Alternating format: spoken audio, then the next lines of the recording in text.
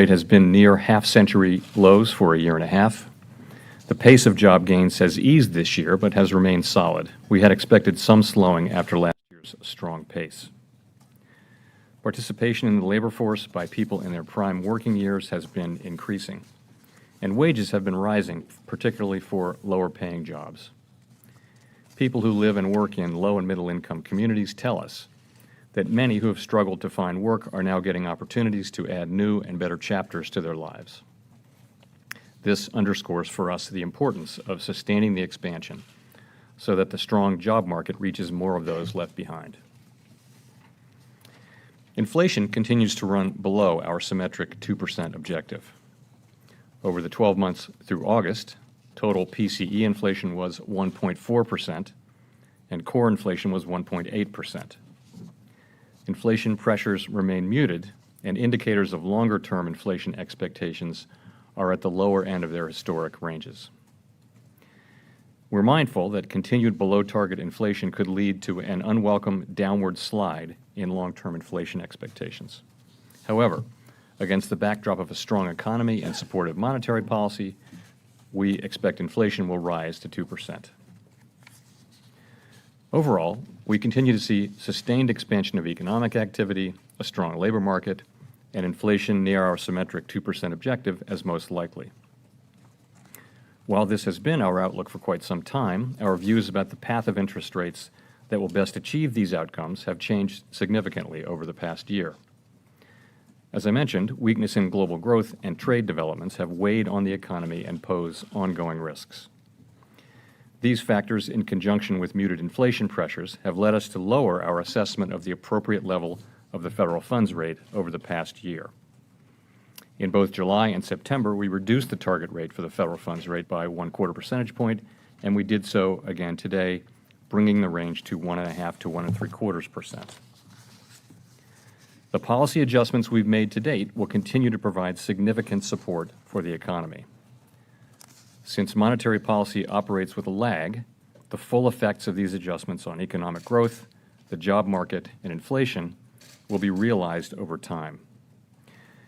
We see the current stance of monetary policy as likely to remain appropriate, as long as incoming information about the economy remains broadly consistent with our outlook of moderate economic growth, a strong labor market, and inflation near our symmetric 2% objective. We believe monetary policy is in a good place to achieve these outcomes. Looking ahead, we'll be monitoring the effects of our policy actions along with other information bearing on the outlook as we assess the appropriate path of the target range for the Fed funds rate. Of course, if developments emerge that cause a material reassessment of our outlook, we would respond accordingly. Policy is not on a preset course. Let me end with a few words about our technical monetary policy operations. In January, we made the key decision to continue to implement monetary policy in an ample reserves regime. In that operating framework, we control the federal funds rate primarily by setting our administered rates, not through frequent interventions to actively manage the supply of reserves. In the transition to the efficient and effective level of reserves in this regime, we slowed the gradual decline in our balance sheet in March, and we stopped it in July. In response to the funding pressures in money markets that emerged in mid-September, we concluded that it would be appropriate to maintain over time a level of reserve balances at or above the level that prevailed in early September of this year. To achieve this ample level, we announced on October 11 that we would purchase Treasury bills at least into the second quarter of next year, as well as continue temporary open market operations at least through January. These actions are purely technical measures to support the effective implementation of monetary policy as we continue to learn about the appropriate level of reserves. They do not represent a change in the stance of monetary policy. In particular, our Treasury bill purchases should not be confused with the large-scale asset purchase programs that we deployed after the financial crisis. In those programs, we purchased longer-term securities to put downward pressure on longer-term interest rates and ease broader financial conditions. In contrast, increasing the supply of reserves by purchasing Treasury bills only alters the mix of short-term assets held by the public and should not materially affect demand and supply for longer-term securities or financial conditions more broadly. Thank you. I will be happy to take your questions. Michael McKee with Bloomberg Radio and Television. So I guess the question is this it? Do you consider rates to be accommodative enough now to achieve your goal of sustaining the expansion? And as far as Global Wall Street's primary question, what kind of change in the economy would cause you to reassess? Some sort of significant deterioration in what? So what we've said, to repeat, is that we see the current stance of policy as likely to remain appropriate as long as incoming information about the economy remains broadly consistent with our outlook. And we say that really because both of the performance of the economy and the stance of policy. The performance of the economy has been, particularly the household sector, has been strong, has been resilient, with low unemployment, attractive levels of job creation, wages moving up, labor force participation moving up, household confidence, and solid gains in many measures of consumer spending. The manufacturing sector, particularly manufacturing and also investment in exports, have been weaker, but overall we've seen moderate growth, a strong labor market, inflation moving up. We see the outlook as for more of the same. We also see the risks to the outlook as perhaps having moved in a positive direction over the course of this intervening period, although some things remain to be seen. So that's the economy. Turning to policy, we've moved the stance of policy over the course of the year to a more accommodative stance. And after cuts at the last 3 meetings, the federal funds rate is now in a range between 1.5% and 1.75%. We feel that policy is well positioned to support the outlook that I described. So you ask what it would take, to move, and as I mentioned, we're going to be watching all factors, and if developments emerge that cause a material reassessment of our outlook, we would respond accordingly. But that's what it would take, a material reassessment of our outlook. If I could follow up, if the markets decide that you need to cut rates again, will you be forced to follow? We'll be looking at a full range of data about the economy and about the risks to the risks to the outlook. And I've given you a sense of what our outlook is. It's for moderate growth, a strong labor market, and inflation near our 2% objective. If something happens to cause us to materially reassess that outlook, that's what would cause us to change our views on the appropriate stance of policy. Hey, Heather.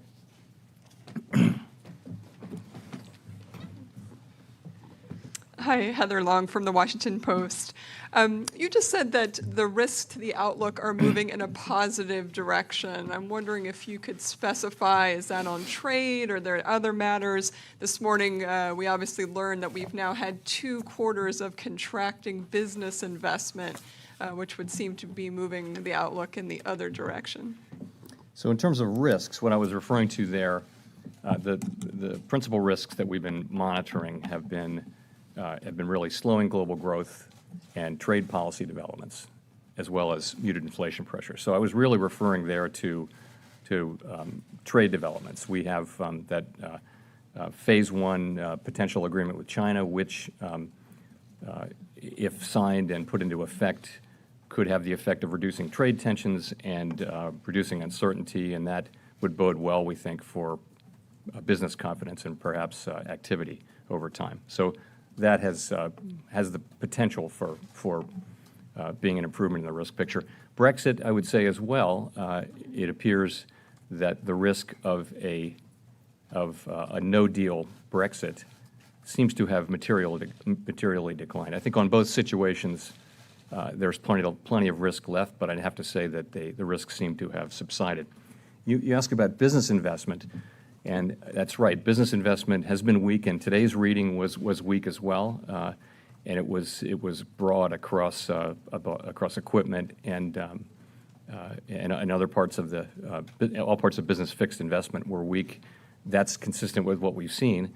But that's the economy we've had this year. What we've had is an economy where the consumer is really driving growth, and personal consumption expenditures were almost 3% in this quarter, in this first reading for the quarter. So overall, we see the economy as having been resilient to the winds that have been blowing this year. Can I just follow up quickly? I mean, there's this concern that I sometimes hear that with business businesses have cut investment, and are they going to turn around and cut employment, if they continue to be concerned? Can you give a sense of how the committee is thinking through that possibility? Yes, so that is a risk. That's a risk that we've been monitoring, but we don't see it yet. We don't see rising initial claims or layoffs or anything like that, but the risk you mentioned of the weakness in the manufacturing and export and business investment parts of the economy getting into the consumer side of the economy, we really don't see that. What we continue to see is good job creation. Unemployment has declined again, and the household survey is now at a 50-year low, has been at very close to 50-year lows for 18 months now. So it's a very positive. The consumer-facing companies that we talk to in our vast network of contacts report, that consumers are doing well and are focused on the good job market and rising incomes, and that's their principal focus. So that is the thing that's pushing the economy forward, and it doesn't seem to have been affected so far by weakness in the other areas. Gina? Gina Smilek, New York Times. Thanks for taking our questions.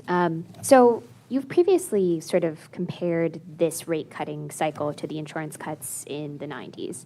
And in both of those instances, the Greenspan Fed took those cuts back after a while. They raised rates again fairly quickly. And I guess I'm just curious what the onus is for doing that in this cycle. What would make you guys decide it's appropriate to raise interest rates again?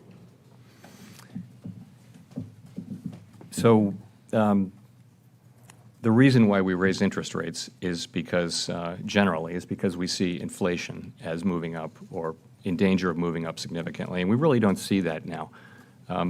Inflation moved down in the first quarter of this year. We thought that was due to some extent to idiosyncratic or transient factors. That turns out to have been the case, so it's moved back up, but it seems to be settling in below 2%. So we really don't see that risk. And inflation expectations have also kind of moved down and sideways, both surveys and market-based over the course of this, of really the recent months. And, we think that inflation expectations are very important in driving actual inflation, and we're strongly committed to achieving our 2% inflation objective on a symmetric basis. We think it's essential that we do that. So we're not thinking about raising rates right now. There obviously will be times in the future where that will be appropriate. What we're really thinking now is that our current stance of policy is appropriate and will remain so as long as the outlook is broadly in keeping with our expectations. Steve Leisman, CNBC. Mr. Chairman, I'm not to make light of it, but I'm a little bit, I don't know if you can help me out with the appropriate understanding of the word appropriate here. So the statement says that the committee is going to monitor the implications of incoming information for the outlook as it assesses the appropriate path of the target range. That tells me you could go either way. You came in and you used the word appropriate, that the current rate is likely to remain appropriate, which means you're on hold. So how do I walk away from this, and what should we walk away from this believing what appropriate means? Are you on hold and need to be proved wrong that you should remain on hold, or is it really you could go either way here? Thank you. So we think that the current stance of policy is likely to remain appropriate, as long as incoming information about the economy is broadly consistent with our outlook, which is a positive one of moderate economic growth, strong labor market, and inflation moving close to 2%. That's what we're saying about that. We also say, of course, if developments emerge that cause a material reassessment of that outlook, we would respond accordingly. So that's really how we're thinking about it. I can't point to one data point or one thing that would change our minds. It would be a reassessment of, a material reassessment of our overall outlook, which is what I described. I'm sorry, just to follow up. Why isn't the phrase likely to remain appropriate in the statement if that's the sense of the committee?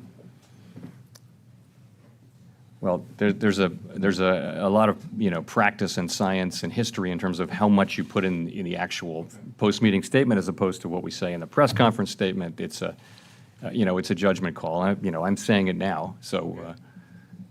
Thanks. Nick? Thank you, Nick Timmeros with the Wall Street Journal. You described the recent slide, Chair Powell, and inflation expectations as unwelcome. You said that inflation expectations are very important.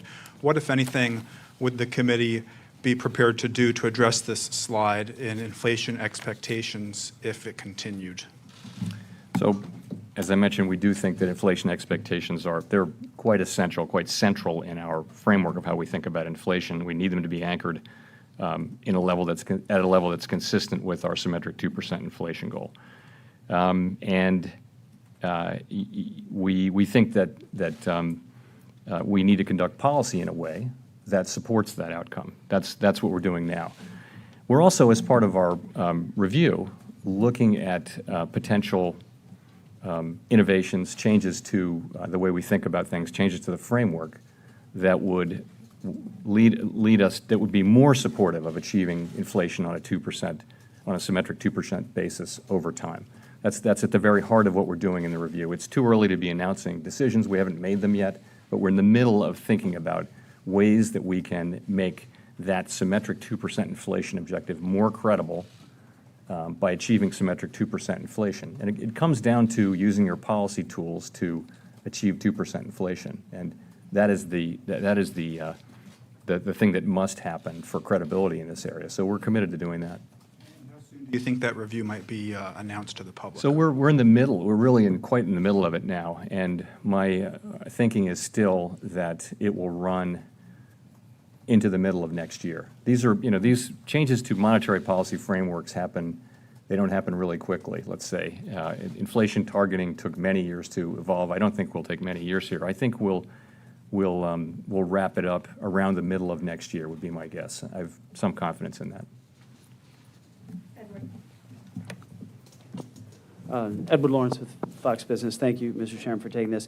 So how big of a change then to monetary policy would there be if you get some of that uncertainty cleared up, specifically the Phase 1 China trade deal finished and USMCA ratified?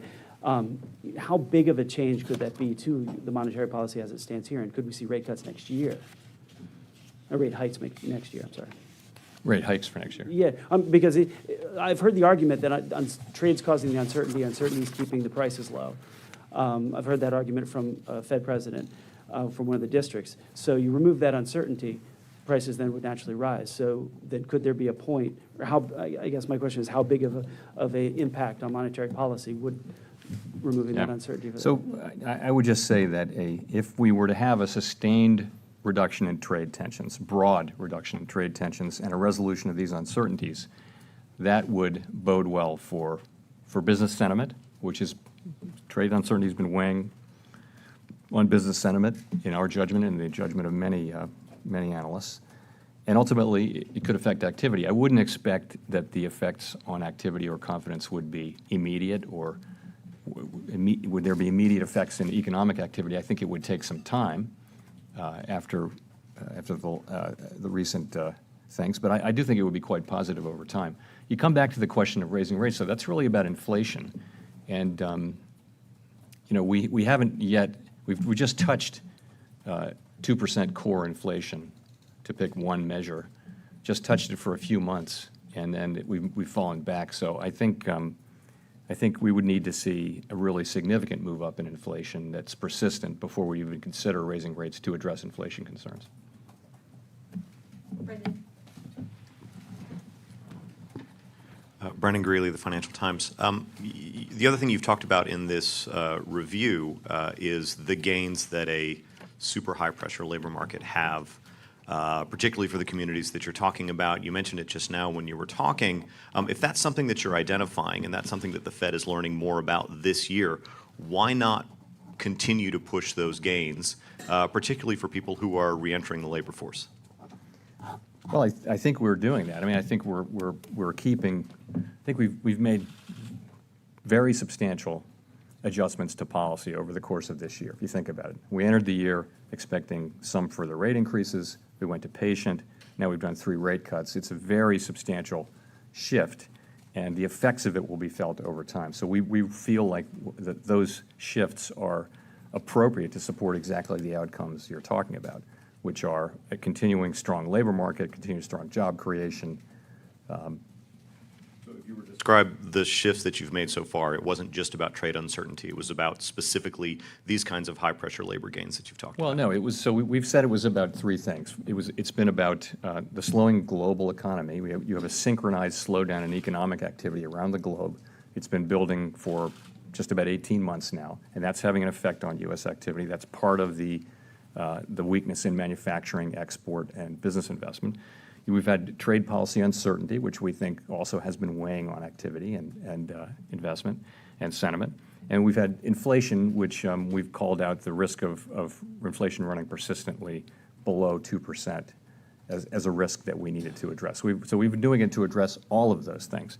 I would say the gains in the labor market have been great to see. It's particularly the fact that people at the lower end of wages have been getting most of the benefit of most of the wage gains in the last couple of years. That's a great thing.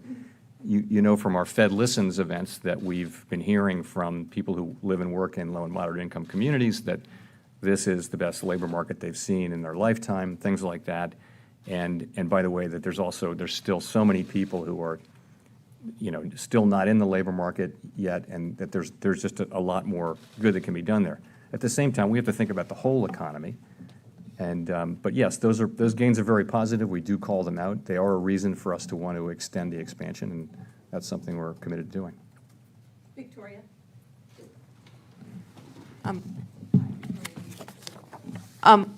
The Fed's balance sheet, you all recently resumed purchases of Treasury bills, and I was just wondering, how long do you expect that to continue? And given the fact that, the repo operations, it seems like the Fed is having to increase the amount of liquidity, temporary liquidity that it's injecting into the system, do you still feel like it's just that there is not enough reserves in the system? Do you feel like you have a good sense of what's going on there? Okay, so on how long, what we said is that we expect bill purchases to continue at least into the second quarter of next year. And we've said that temporary open market operations we expect to continue, I think, at least until the end of January, I believe. Yeah, the end through January.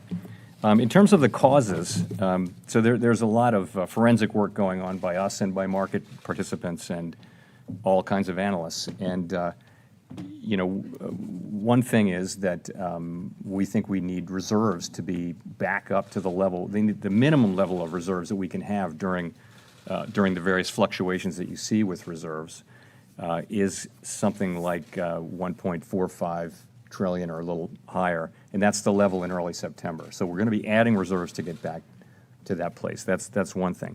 There are also it may be one thing that was surprising about the episode was that liquidity didn't seem to flow as one might have expected. We had surveyed the banks carefully about what was their lowest comfortable level of reserves, and many banks that were well above that level did not take that excess cash and invest it in the repo market at much higher rates. They didn't do that. And so the question is why, and are there things that we can do that adjustments that we could make that would allow liquidity to flow more easily in the system without in any way sacrificing safety and soundness or financial stability. So we're looking at those. Those are not things that can happen, that can really address the situation in the short term, but those are a range of things that we're looking at as well.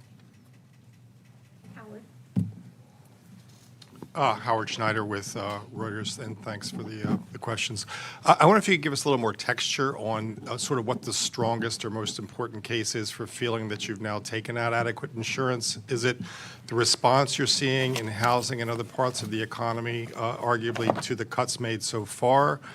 Is it the fact that the risk environment out there globally has shifted a bit and abated a bit? Or is it something different, in the financial markets, the fact that the yield curve has righted itself, et cetera? Honestly, it's really there isn't any one factor. It's really the whole range of economic data and also what we see as about our stance of policy, which we believe is the appropriate stance. It's really both of those things. Again, if you look at the performance of the economy through this, the consumer sector has been quite resilient. Witness today's GDP report.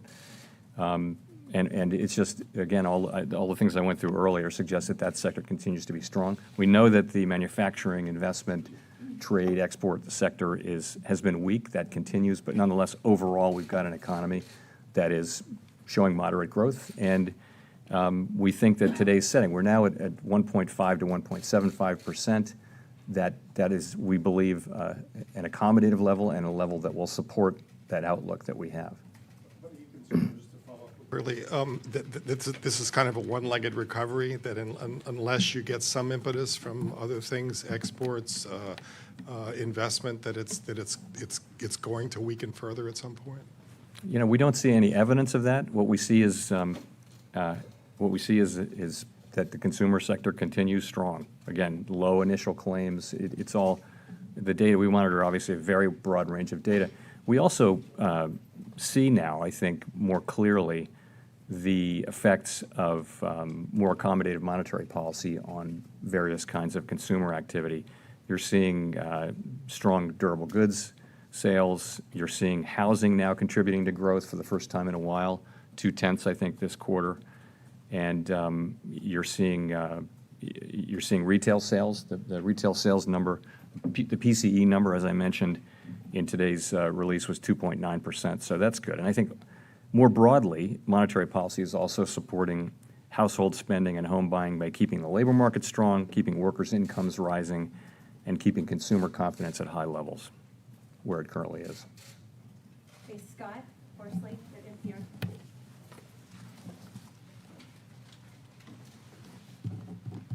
Thank you, Mr. Chairman. You're just talking about how the lower rates have affected consumer behavior. Is there a concern that there's just less potency on the business investment side, that you're, in effect, pushing on a string? Well, I think monetary policy works through the channels that we understand. I think the effects are clear in what we think of as the interest rate sensitive sectors, which are some of the ones that I mentioned. I think interest rates are a factor in business investment, but I don't believe they're the main factor, a main driver. And I think what one would like to see to support greater manufacturing activity, business investment, and exports would be a global recovery. And there's a lot of monetary policy accommodation and some fiscal accommodation, maybe, in the global economy now. Not here, but perhaps elsewhere. And that should support growth in the global economy. And again, resolution of our trade issues would contribute to that over time as well. Chris. Thank you. Chris Rugaber at Associated Press. You mentioned Fed Listens a couple of times, and what you've heard from people there about how it's benefited disadvantaged or lower income workers, the hot job market we have. Has the Fed thought about institutionalizing something like Fed Listens and maybe taking in some of this input from people that you don't always hear from? Things like the Beige Book focus on businesses. Has there been thought of bringing in folks, say, from community groups more regularly? Thank you. We think that Fed Listens has been a great success for us, and I'm sure we will repeat it. In fact, I would imagine that this entire monetary policy review will become institutionalized and be done every few years. I would say this. In the Beige Book, we talk to educational institutions, healthcare institutions, community groups, labor groups. It's not just businesses. And by the way, all of those groups are also represented on the boards of our regional banks.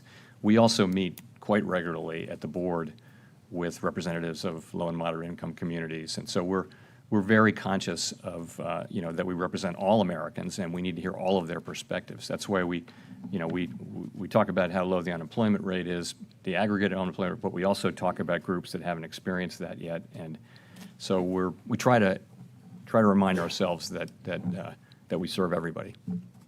Steve Matthews. Steve Matthews with Bloomberg. You mentioned housing and today's GDP data.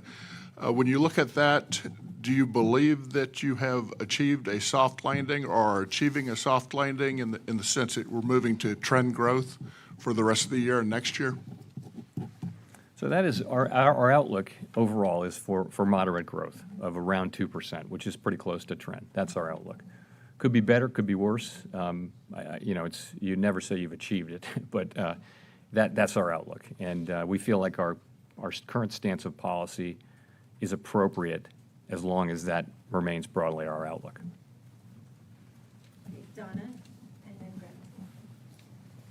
Donna Borek with CNN. Chair Powell, setting aside market expectations for today's rate cut, obviously 97% sort of expected that this would happen today. Can you tell us a little bit more about the rationale behind moving at this particular meeting as opposed to waiting 6 weeks and cutting in December? And if there was any discussion about that around the table? Thanks. Yeah, I think this seems to be the right movement. You can see that we had our usual range of perspectives, range of views, but in the end, we had a strong vote in favor of this action. I strongly believe it's the right action. I strongly believe that the actions we've taken over the course of this year have been the right things to do for this economy and are supporting economic growth and will do so in the future. Okay, Greg. Thank you. Greg Robb from MarketWatch. Chairman Powell, it seems that the differences all across the country, that there different regions are reacting differently to the China trade, and some regions are much weaker than others. There's this urban versus rural divide, the coasts versus the middle of the country. How does that factor into your policy decisions? You know, monetary policy is famously a blunt instrument, so we can't raise interest rates someplace and lower them other places. But we're very conscious. The first thing to know is to understand that, and we've called that out, as you, I'm sure, know, in one of our recent monetary policy reports to Congress, the sort of rural-urban disparities in employment, in growth, in all kinds of things, in health outcomes. It's a big and growing set of differences. We don't really have the tools to address that, but we call things out that are important to our economy that we may not have the right tools to best address them, but we call them out because we're spending all of our time with the economy, and those are issues that maybe have to be addressed by legislatures and at the national level and at the state level. Okay, Don, Oh, could I and then follow? Virginie. Sorry, could I follow? Quick, sorry. Just so are you asking Congress to do something now, or will you ask them to do something down the road? Thank you. I'm not asking Congress to do anything right now. I sometimes have noted that it would be appropriate. I put it this way. We do what we do, which is we're assigned a job, which is maximum employment and stable prices. We do financial stability. We do bank regulation. The U.S. economy faces significant longer-term challenges around potential growth, around labor force participation, around disparities of income and wealth, around all kinds of things. And those are issues for Congress. They're not issues for us. But if you really want the U.S. economy to be all it can be and raise the potential growth rate of the United States, you need proper monetary policy, but really it isn't monetary policy. Really it's fiscal policy that supports inclusive growth.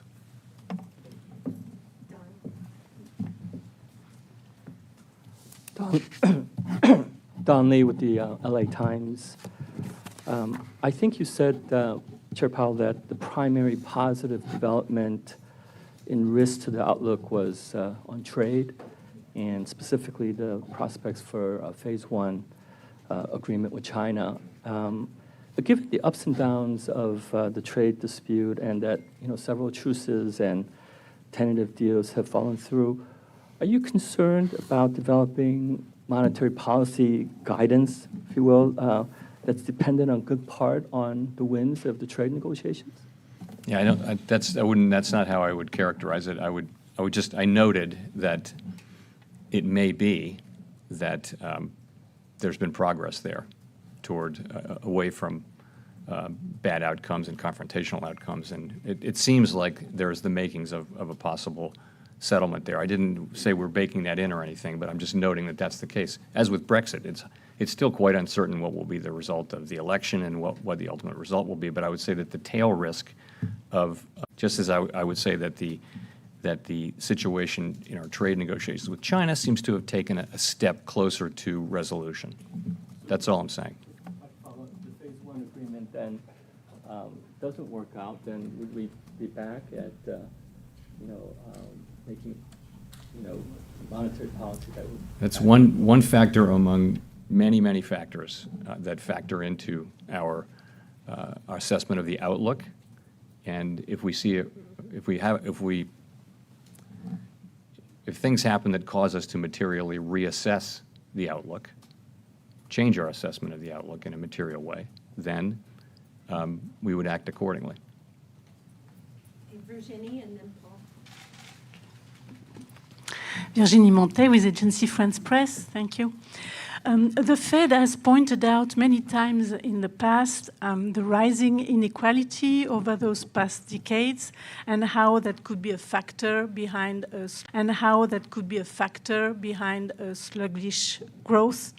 In light of the recent outcome of the strike at General Motors, do you see the union having a role to play, helping to raise lower and middle incomes and promoting more shared growth on the long run? So not for us to say what the appropriate labor arrangements will be. I will just say on the General Motors strike, it's likely to have taken away a couple of tenths of growth this quarter. That's likely to come back maybe over the first half of next year. And I think it's good to see it settle. But I'm not going to comment on what the appropriate labor arrangements are. That's a little bit far afield from our task here. Thank you. Okay, Paul. Thank you, Chairman. Paul Kiernan from Dow Jones Newswires. Oh, I wonder what that was. Paul Kiernan from Dow Jones Newswires. Thank you. Thank you, Chairman. Wondering if you would categorize the current stance of monetary policy as accommodative, or if it's just, that neutral was lower than we thought at this time last year. Secondly, we're now 2 years removed from the Tax Cuts and Jobs Act, and the economy is growing at about the same pace it was before, 2%. So given your mention of fiscal policy and the role it plays in supporting long-term growth, is it fair to say that the Tax Cuts and Jobs Act worked the way it was supposed to? Thanks. Sorry, say again what your first question was. I wrote it down. I can't remember. Sorry, if policies are right now. Yes. Okay. So if you look at where the federal funds rate is trading, it should be in the middle or maybe the lower half of the range of 150 to 175. So that means the real rate is probably modestly below zero. I think my own sense would be that that's somewhat accommodative policy. I would say, though, that there's a range of plausible estimates of what the neutral rate of interest is, and I think many of those who make such estimates have moved their estimate down over the course of many years, and that process continues. But nonetheless, that seems to me to be very likely to be an accommodative stance of policy, and an appropriate stance given the situation we're in with continuing downside risks and that I mentioned. So. Okay, Jean. Hi, Jean Young from Market News. I wanted to ask about financial stability risks. Recently, the IMF and some other global policymakers have been expressing concerns over the high level of risky corporate debt. So as rates get lower in the U.S. and around the world, are you more worried about financial stability risks and reach for yield? So we monitor financial stability risks very carefully all of the time. It's what we do since the financial crisis, as I've mentioned before. Currently, we don't see large imbalances. This long expansion is notable for the lack of large financial imbalances like the ones we've seen certainly before the crisis happened. So we have a four-part framework I'll quickly mention. The first is leverage in the financial system, which is low by historical standards. The second is funding risk, which is the risk of runnable funding, and that risk is also quite low for banks, but also for the non-banking financial sector. If you look at asset prices, we see some high asset prices, but not broadly across a range. We don't see bubbles and that kind of thing. Then that leaves the fourth, which is leverage in the non-financial sector, and that's households and businesses. So with households, again, we don't see leverage. We see them actually getting in very good shape financially in the aggregate. Obviously, plenty of households are not in great shape financially, but in the aggregate, the household sector is in a very good place. That leaves businesses, which is where the issue has been. Leverage among corporations and other forms of business, private businesses, is historically high.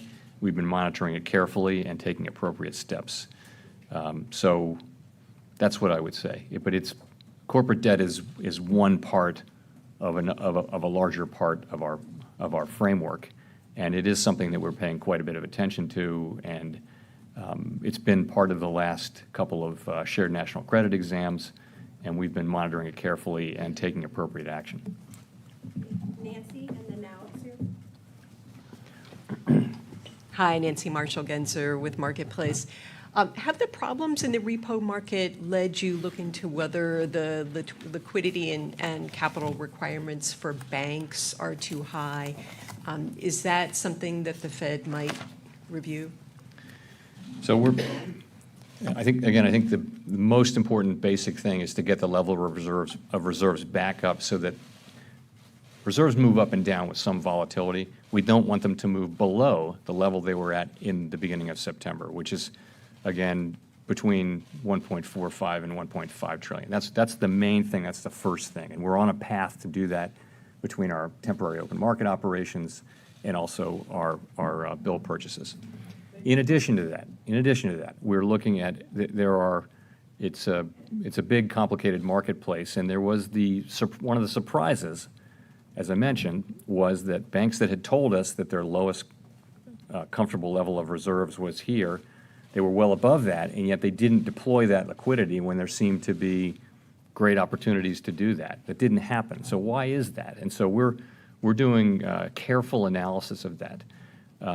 You ask, would we lower capital or liquidity requirements because of this? I don't think so. I don't think that's where this goes. I think where it may go, though, is to look at, for example, intraday liquidity, which used to be a common thing. It used to be a common thing for banks to have intraday liquidity from the Fed, what are called daylight overdrafts. That's something we can look at. Also, there are just a few technical things that we can look at that would perhaps make the liquidity that we have, which we think is ample in the financial system, move more freely and be more liquid, if you will. And those are things we would do, but only if we can do it without compromising safety or soundness or financial stability. Now Sue.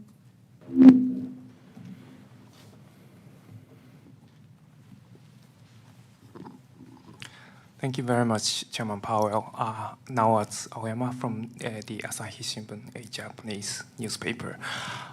Given this sustained level of low inflation, even in this country, do you think there seems to be a higher possibility that lower inflation expectation will remain going forward? So do you think a Japan-like situation or Japanification of chronically low inflation and interest rates, the U.S. is getting trapped by the Japanification of this situation? Do you think so? So we of course have watched the situation in Japan and now the situation in Europe, and we note that there are significant disinflationary pressures around the world, and we don't think we're exempt from those. But of course, if you look at our current inflation performance, it hasn't been anything like what we've seen in those other places. But we don't think we're exempt from those pressures, and we are therefore strongly committed to having inflation expectations anchored at a level that is consistent with a symmetric 2% inflation objective. That's what we're committed to, and we'll use our tools to achieve. So we take the risk very seriously. The risk isn't that inflation might run a couple tenths below 2%. The risk is that what we've seen is other economies getting on a disinflationary path that it's been very hard for them to get off. Once inflation expectations start sliding down, inflation moves down, you have the interest rates move down as well because there's an inflation component in interest rates. And, we think the right thing to do is to do what we can now to hold and really move inflation expectations up so that they're squarely and firmly anchored at a level that's consistent with 2% inflation. Okay, Brian? Hi, Brian Chung with Yahoo Finance. Another type of balance sheet question, but not necessarily focused on the repo crunch. There was a discussion before that maybe we should move, or rather the Fed should move to a more neutral balance sheet, trying to remove some of the agency mortgage-backed securities that are on the balance sheet and maybe replace them with shorter-term treasuries. I haven't really heard an update on the composure or the composition of the balance sheet for right now.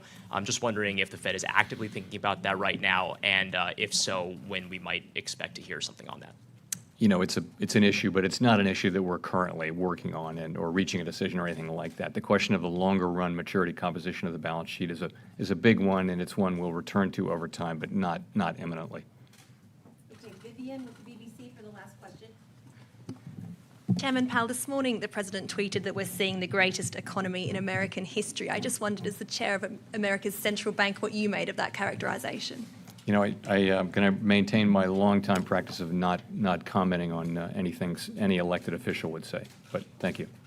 Thank you. Thanks very much.